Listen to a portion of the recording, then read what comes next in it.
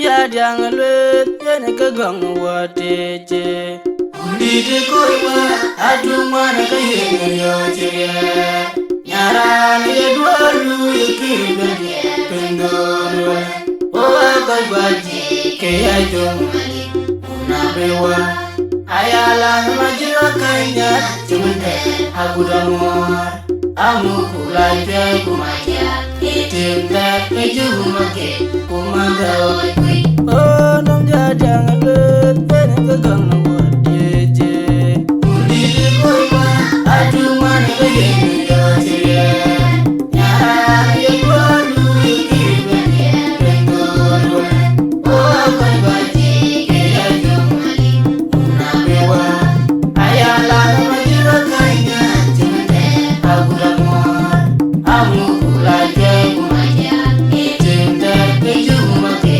kumanda wajui ajola mabirya kurangor maju kujuli jagatim do mawan madu walde awori kumame kubalaki walde turgaya irani gamani ona alama wala eju wala gamaya tinyami magami wala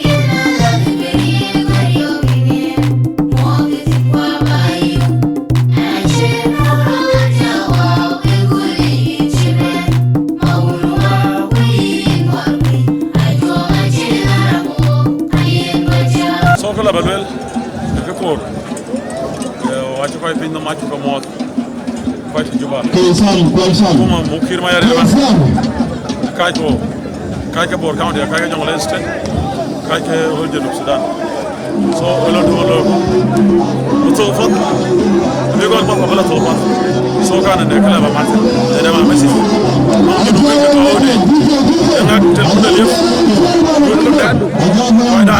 wa da jo na lo de lo so kana de messi Rasali waye irmo yari waye ejok shagul waye I want to call our visitors. This is start with Commissioner of our area. Welcome to Old County, Jonglei State, Old Town. I'm here with the mayor of town, Samuel Atenipet. Commissioner Yoda Alier is here, Commissioner of Board Town, Commissioner of Board County. We have a former Deputy Governor, Mayomria, with us. We have all the government of Jonglei State here. Today is a peaceful cultural day where our young people are going to play peaceful, and you are welcome wherever you are around the world. These are the fruit of the peace. We want peace. We don't need war anymore. We want peace to stay. We want young people to play. We want everybody to make sure they're doing what they like and provide food to their family and security to their self and the neighbors. And this is what we want. We are looking for a very, very peaceful wrestling. And from now, I want to declare the wrestling is officially open. Thank you. Thank you so much. Thank you so much. Deputy Governor.